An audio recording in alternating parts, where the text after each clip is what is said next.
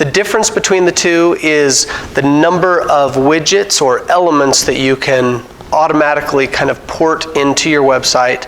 And I'm going to show you a lot of those today and how they work and how we have to kind of fidget with them to get them to cooperate and do what we want them to do. And then also we're going to talk a lot about mobile responsiveness today, so that as we build a website, most people are viewing your website from a mobile device today. And so making sure that it has a good presentation in a mobile environment as well as a desktop environment. And please be bold if I'm going too fast or if you're lost in the weeds. I'm happy to go back and slow down. That's kind of what this is for. So just raise your hand and say, I'm not getting it. Or can you just repeat that part again? Or show me how you got from A to B, that sort of thing, right? So I'll try to pay attention to your hands as they are raised. All right, today we're going to work on 123 Built, this website right here. Oh, I need internet. Let's see here, Highland Guests.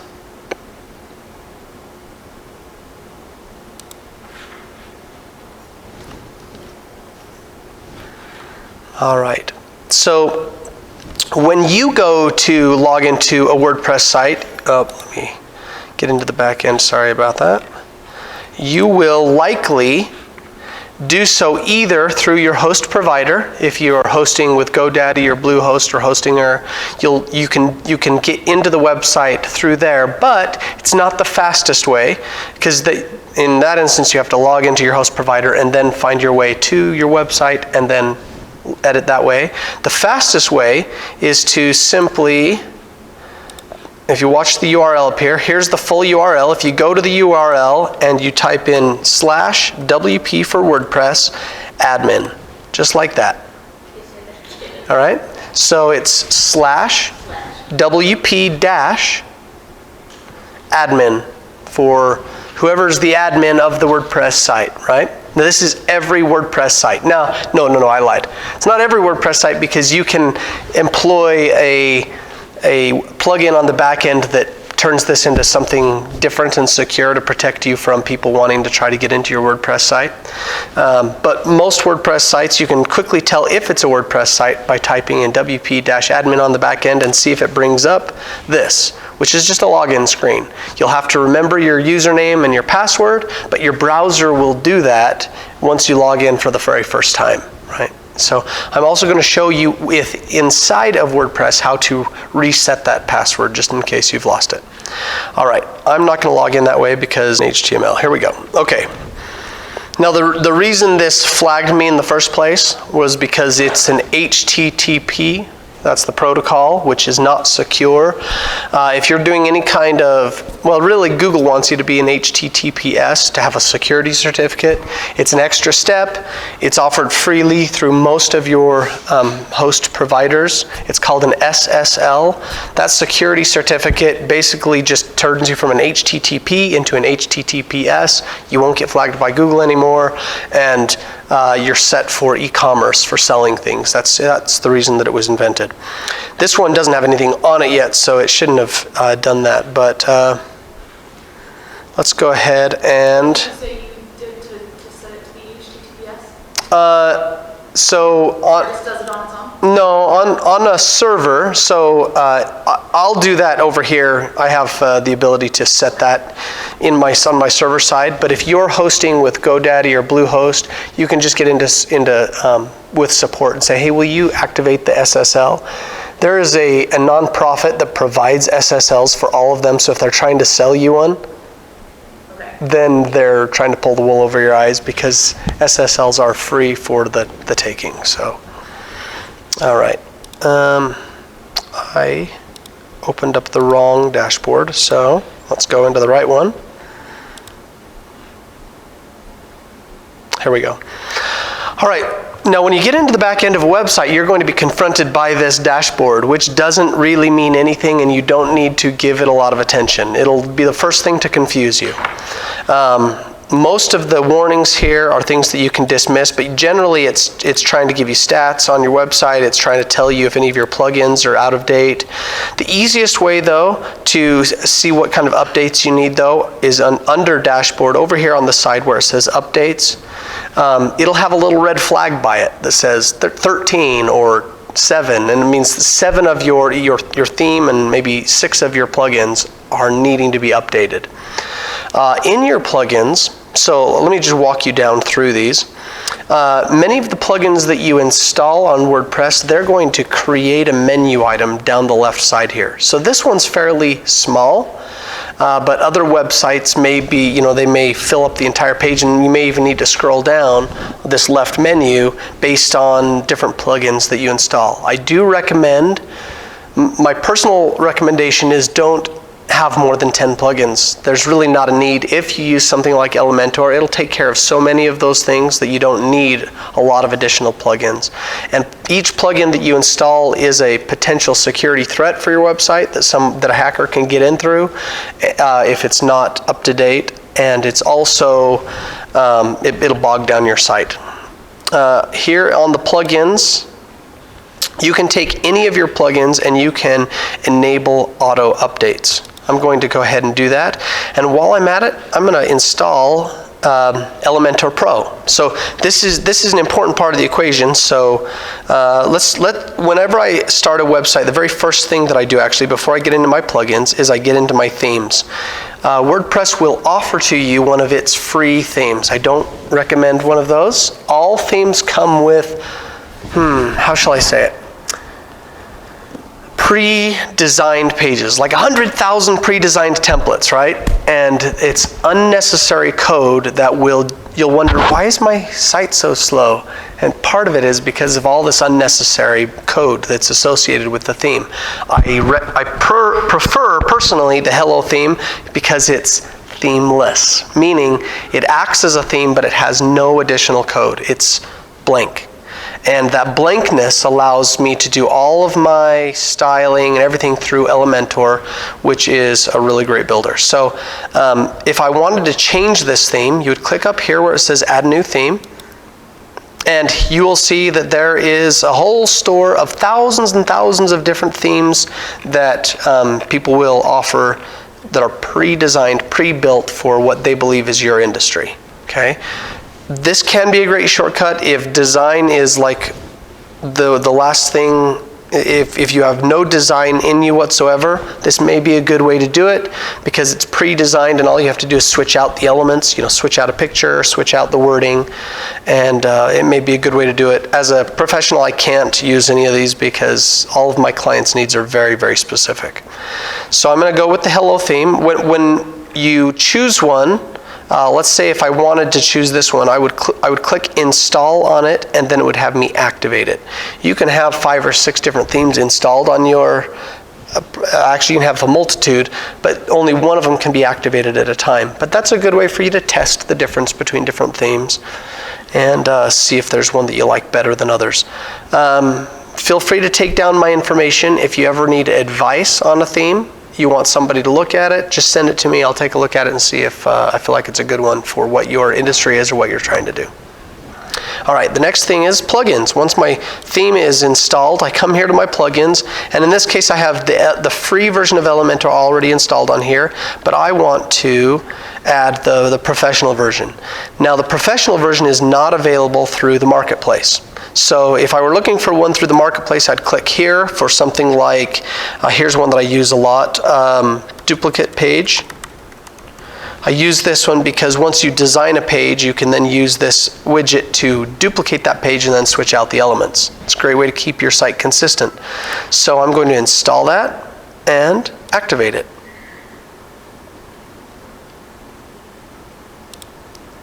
There we go. And you'll see here that it now shows up as another item on my plugin list. Now, the other way is if you have a plugin that you've downloaded from somewhere, then you upload the plugin here, you choose the file. In this case, I need to find it.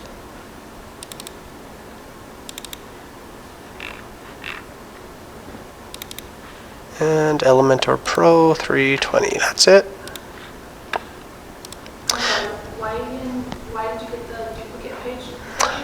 The duplicate page plugin is there. Once you've created a single page, you can then, it offers you a submenu where you can make a copy of that page. Yeah, just the page. And then you can change the details on it. And that way you can have all your pages. Let's say that you have a services page and an about page, and they're going to look basically the same but with different content, right? Then you can build one of them, duplicate the page, and then that doesn't come inherently, it should be inherently a part of WordPress, but it's not. It's a very easy code, but it's also a very easy plugin. So that's which is the basis of WordPress, is it's just designed so you can plug in what you want. Once you have installed any of your plugins, you always have to activate it here. So I'm going to activate this plugin. And in the case of premium plugins, you have to connect it as part of your activation process, which I'll do right now. And it already has my information because I do this all the time, but I already have an account with Elementor. And so I'm just going to simply activate it. And now it is ready for full use for me. I did make an offer to the members of the class last time that if I get 1,000 websites on my single license of Elementor, and I'm using about 250 of them, if you would like to use Elementor and you'd like to try the professional version, reach out to me via my email, install it on your computer, and I'll get into the back end and I'll activate my professional version on your website if that is something that you'd like to use. All right, so once I've got that in place, the very first thing that we want to address on any website are what we call the global elements, the header, the footer, the fonts, the colors, any themes, and any plugins. We've already done the themes and the plugins, right? So now let's take a look at the header and the footer. These are elements that are going to show up on every page of the website, and so they're not built as a page, but they're built like a page, right? And so we're gonna build like a page. So over here in templates here, underneath Elementor, because we're using it, Elementor comes with, let me see if I can go back to my dashboard so you can see this. You'll see here that there's a little bit of an extra space here between this section and the Elementor and templates, and then another little bit of a wide space here. That's to divide that. Both templates and Elementor are part of the Elementor suite, the professional suite. So everything in these two menus is related to this builder that we have. Everything under here, these are related to your settings, to your theme, your plugins, and your tools and your settings. And so, for example, I do things like all the time, like going into my appearance theme settings. I don't like my page titles to show up automatically. I want to put in a page title that is my choosing, so I always disable my page titles. Okay? If you don't do this, then it'll show up unbranded at the top of your screen and looks a little bit unthought out. Okay? So I like to go into my appearance theme settings and disable the page title. Don't feel like you need to remember everything. I give free consultations, and I'm happy to walk you through some of these things again if you want to reach out and have a meeting with me. I'm also happy to provide what are called Loom tutorials. They're quick little fast tutorials on specific things that you're running into, problems that you're running into, and I can record those for you. That's not a problem. Okay, so we're going to go into our template section here. In our template section, we're going to go into Theme Builder. And there's a lot of different types of themed items that you can utilize. The three that I use the most are a header, a footer, and a blog post, a single post, right? You can design the look and feel of what your blog post will be looking like, and that way every time you put in your information, it will automatically format all of the elements to follow this look and feel. We're going to say plus to the header, and Elementor is going to say, hey, do you want to choose one of these pre-designed headers?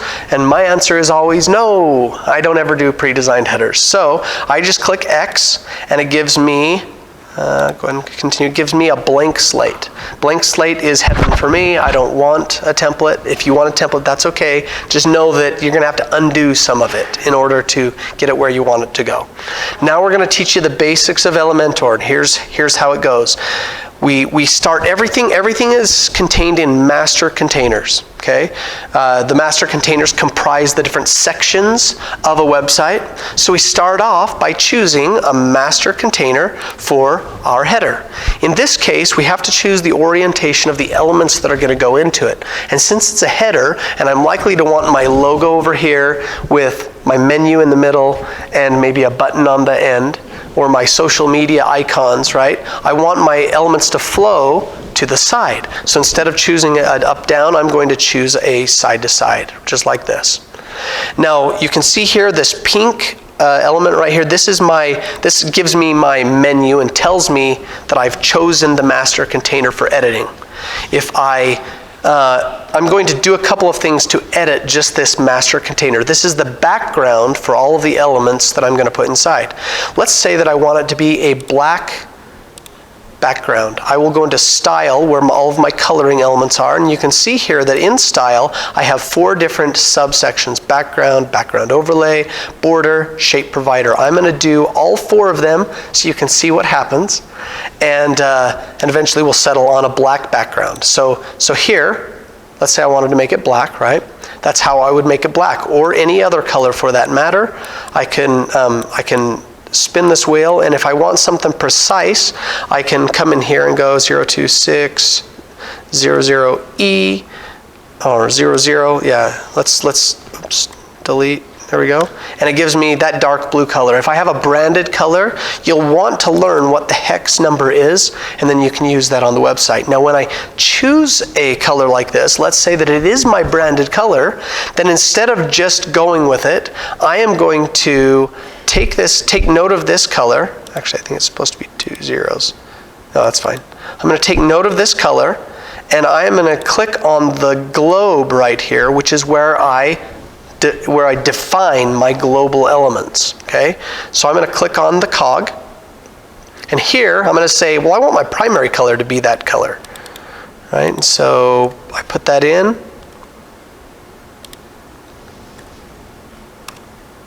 Let's see here. Oh, there we go. That's fine. I mean, I don't really care what color it is. Oh, there we go. 3E, 00263E. So this is my color. Now this is going to be the primary color that things come up.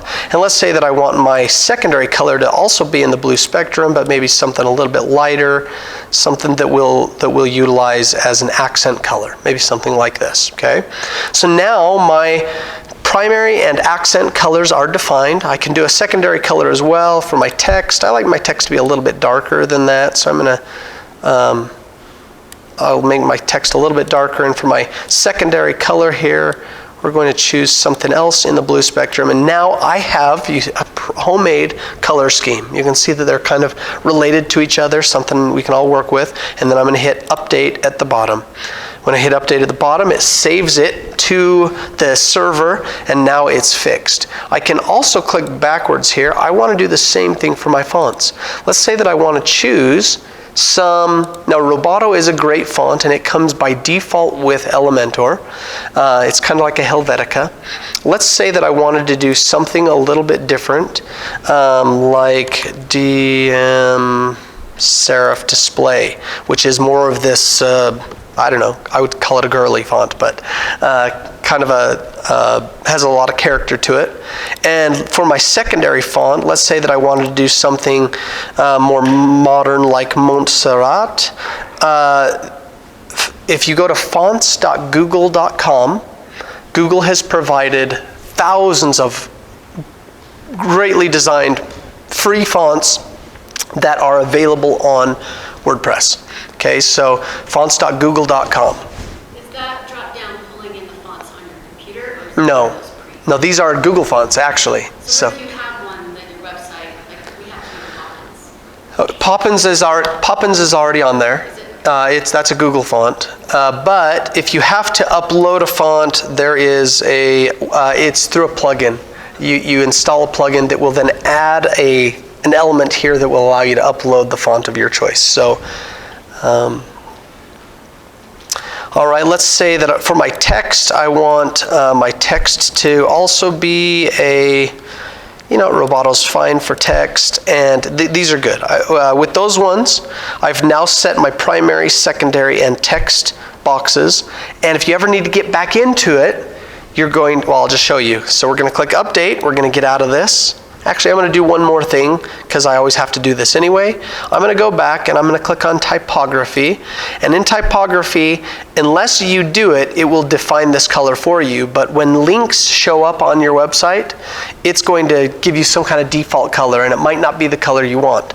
So I think it's always a good idea to define the color of the link. And in this case, I'm going to choose one of my accent colors so that all my links show up as that color. Okay? All right.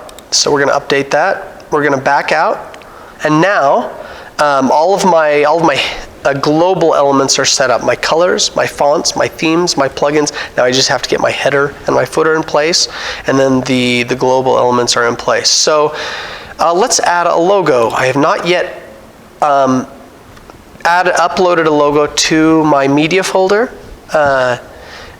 You can't put any picture on the website unless it's first loaded to your media folder. That includes icons and images alike. So in this case, as well as PDFs, videos, things of that sort. I'm going to select site logo, which just means my site's logo will appear here, and it will function like the site's logo should. But I've not yet defined what logo is going to be there. So I'm going to go ahead and change my site logo, which in this case is add my site logo. And let's go ahead and bring in one of my company's logos. So we'll go here to, let's go ahead and go with, should have thought this through. Let's go ahead and go with GrowDandy. Art, logos. All right. So now I'm going to update my site logo.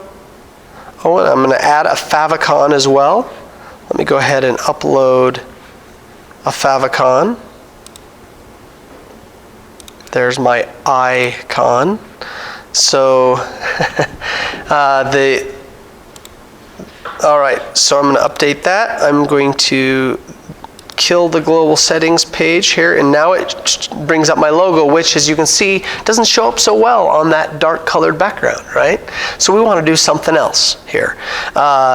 In this case, the first thing I want to do, though, is change the size of my logo. Now, there are some predetermined sizes. These do not play nice in regards to keeping the size and cropping of your imagery. For example, if I set it at 150 by 150, it's going to bring it to 150 and 50, but it's going to cut everything off, right? My recommendation is just keep everything at full and do your sizing over here in the Advanced tab. Over in the Advanced tab, there's a width here, and this width we can customize to be whatever we want it to be. I'm going to set it to pixels. You can set it here from viewable width. You can do it percentage, you can do it pixels. I prefer to do pixels.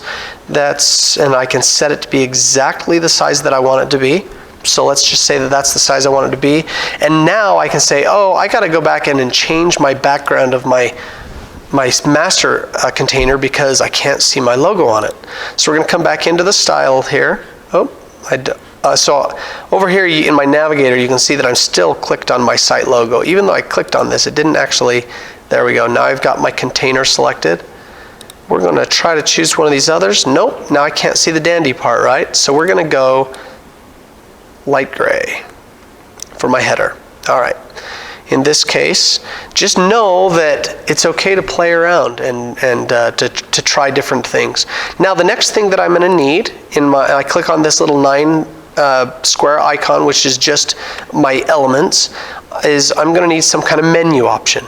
Now everything comes in with defaults, so we're going to slide that in, but there's actually, I don't have a menu built yet. I don't even need pages built yet. So I'm not going to worry about the styling of my menu yet. At first, I'm just going to say, yeah, I need a menu here, and then eventually, once I've built some pages, then we'll bring those in and create a menu out of it. And then lastly, let's go ahead and say, well, 2 more things. After my menu, I would like a button, an action, something like start here, start now. I can't seem to. There we go. Because my menu is not fully in place there yet, it's going to cause me a little bit of grief. But I can move things around over here in the navigator. So I can move them up or down depending on where I want them to be, and it'll slide them right or left.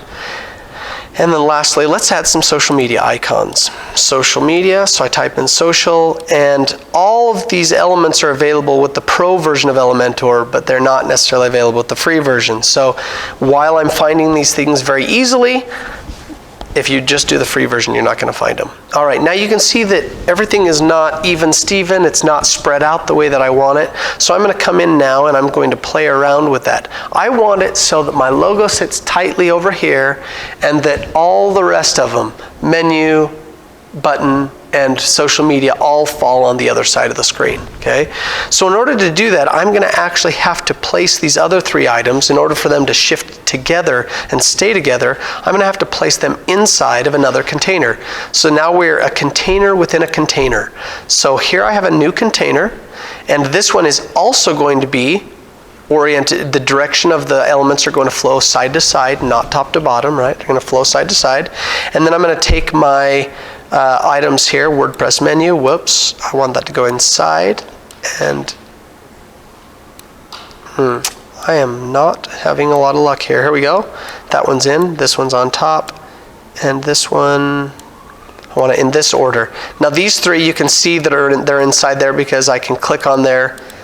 And now with the container, I'm going to, well, with the master container, I'm going to come over here and I'm going to say I want my elements in the layout to be on the far edges of the master container. In this case,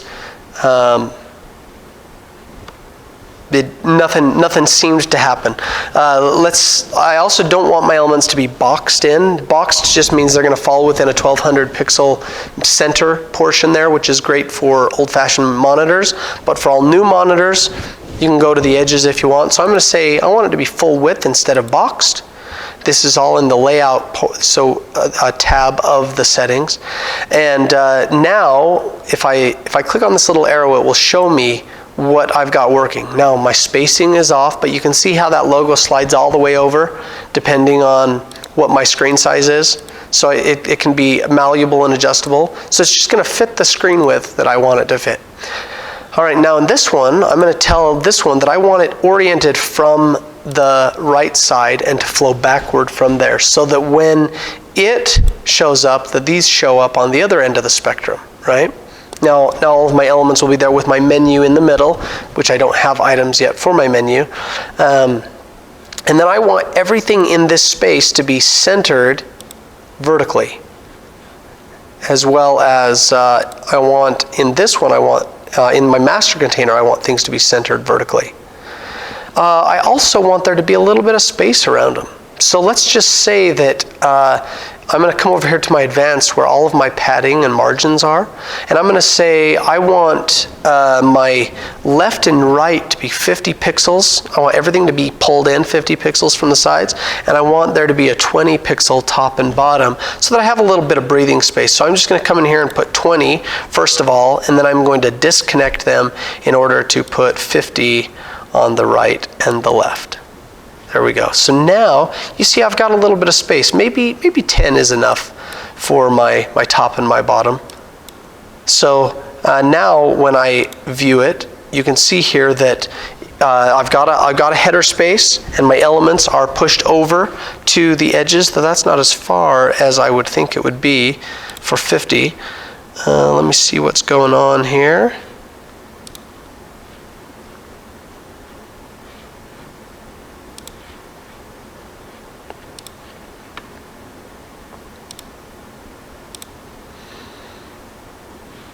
Yeah, it's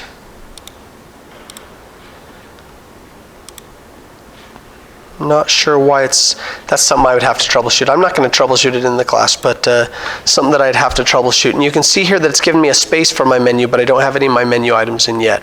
Now let's go through and work on the styling of my buttons and my social media. Let's say that, for example, on on the button here, I want it to be full width and rounded. So I want my menu item to be, if I roll over, you can see here that I get a little arrow, but it's not cooperating very well. My bad. No, it's just trying to grab it. Let's see, I want my button back, but I want it to be bigger. Okay, there we go. So I'm gonna tell it that I want my button width to be not a percentage, but a fixed pixel size, and I want that to be, let's say, that big. I want it to have some presence, which is 165 pixels. I'm going to come over here, and this is where I would put the link for where that would go, and I want it to say subscribe today! Exclamation point. And let's make it just a little bit bigger so that that wording all fits in there nicely. And let's say that in my styling I would like the corners to be fully rounded. So if I start with 25 pixels, you can see that that rounds the corners. Sometimes, depending on the size of it, I might need to go to 35 or 40 or 50 pixels. Just you can play with that so that you get the shape that you're looking for. Next, we're going to go to our, and let's make it the same green color as my monster here. So instead of being this color, we're going to choose with our color sampler here. We're going to choose that color right there, and let's take the darker of the three. Okay, and if I want, I can add that as a new color to my. To my color. I needed to actually copy down the discard. I needed to copy down the color first. I want my text color to remain white, so I recommend defining that as opposed to leaving it unfilled in. So now my button will be here, and let's just say that I want some kind of hover effect. Going back to the Advanced tab here, we're going to have, not in layout, but in you'll see there's a whole bunch of options for us to choose from. We've got motion effects, and in the motion effects, we have some different things that we can have it come in a default entrance so that when the site loads, it fades in from the right. Maybe it just has a little bit of motion. We can do this for any element on Elementor. Pictures, text, headline, you name it. They can function together or separate, doesn't matter. But in the style section of the button, we have a hover option here. So we have a normal view and a hover view. And something that I like to do is take like a shrink or a grow, right? So that if I hover over it, it just does this little pulse, right? So that you can see that this is an actionable item. Now let's take our social media, and let's just say I'm not going to do YouTube, so I'll X that out. I don't want Twitter, I want that to be Instagram. So let's just say I want Facebook and Instagram and Pinterest, let's say, for example. I'm going to start off by getting the icon that I want for each of these. In this case, we're going to go Instagram. Everybody's going to be different, so there's a whole bunch to choose from. And let's go ahead and duplicate this and say that I want this one to be Pinterest. Oops. Pinterest. All right, so I've got my three types, but I don't want it to be colorful like this. I want them to follow my color scheme, right? So in my style of this element, every element has its own little set of menu items over here. Though they're structured the same way, it would only apply to the element that I have selected. So in this case, I don't want the official color, I want custom color. And I want my background to be, I want it to be my green here. So once again, we're going to choose my dark, and we're going to tell it that we want the primary color to be gone. We can make it white, or we can make it go away. Let's say, oops. This right here is my opacity. Let's make it perfectly transparent. And then I want my element to have a custom width so that can define that in pixels, and so that I can get it side by side, just like that. There we go. All right, so now you can see that I'm coming together with a header now. This header now will apply to everything. One last thing, let's just say I want that bar across the top that says special going on, special pricing for the next 30 days or something like that. To do that, I would need another container. So I'm going to click down here. I'm going to have a single container. Because there's only going to be a single line of text in it, it doesn't really matter if I do sideways or down. I'm going to go ahead and go do down. And I'm going to make the background of this, here I'm going to actually copy this color so that I have it in my, we're going to go back to our global settings and we're going to change those. Let me publish this first. No, I'm not going to publish yet because you need to know what happens when I publish. Let me go to my global settings here. And we're going to make my primary color this green, which I would have done before had I known that that was the logo I was going to choose. And let's go ahead and make this a green as well.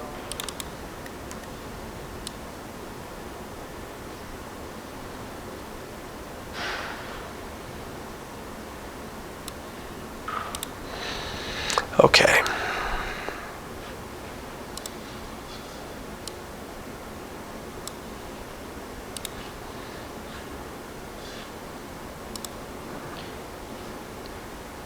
All right, so now that we're back here, I've got my second section here. I'm going to make the background a gradient.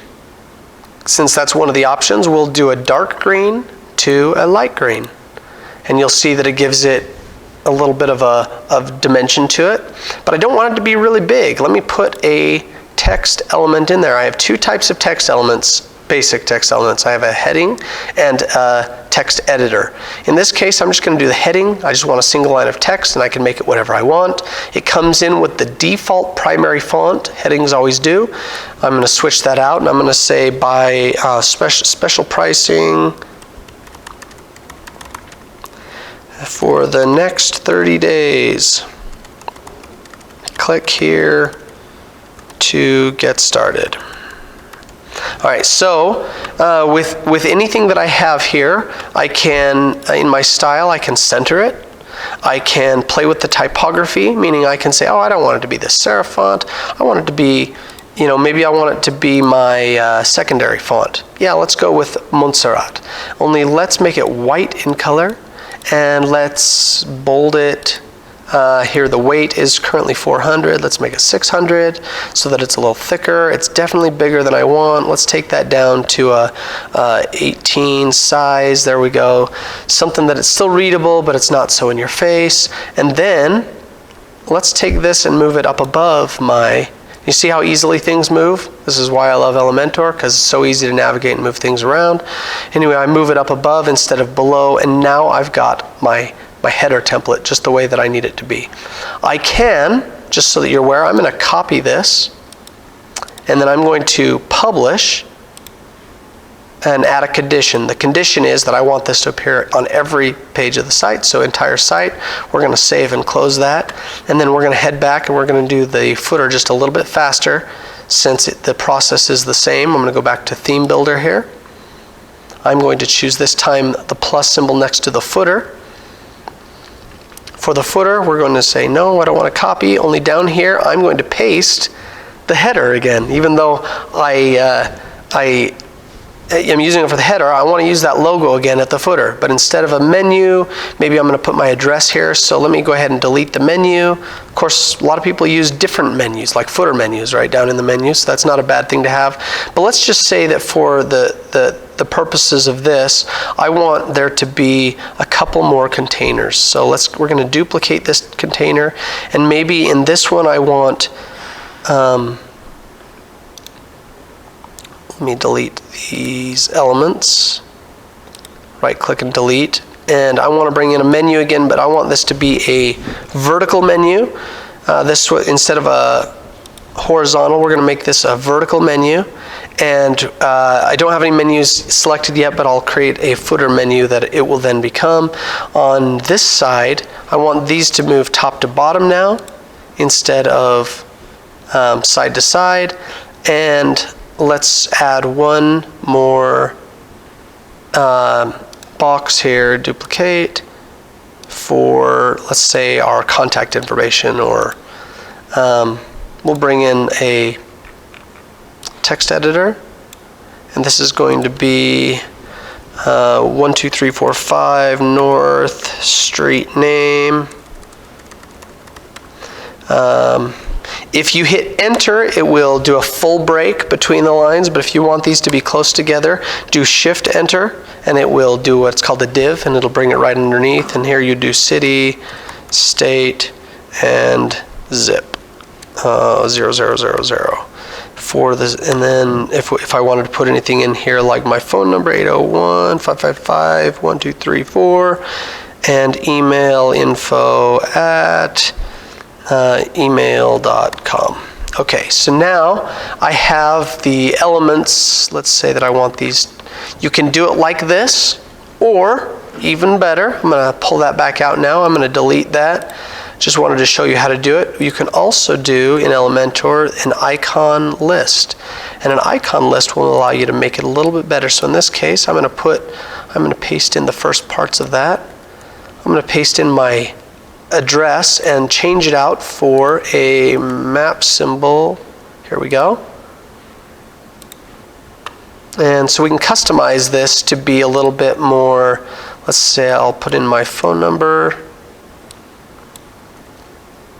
And here, I can put the actual coordinates, the Google coordinates, as a URL here, so they can just click on that and look it up. I can do the same thing with tel, with this code here, 801-555-1234. And if you were to click on that, then it would bring it up on your phone to call. And then same thing with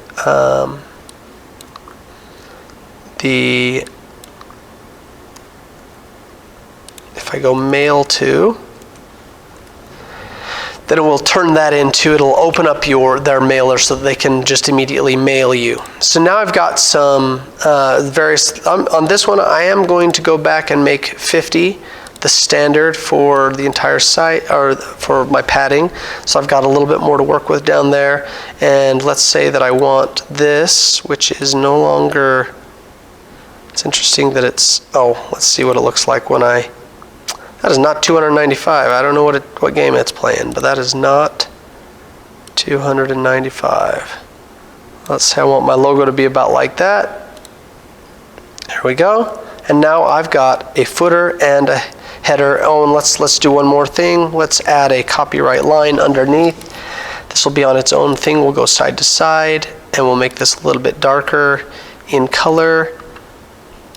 Simple color.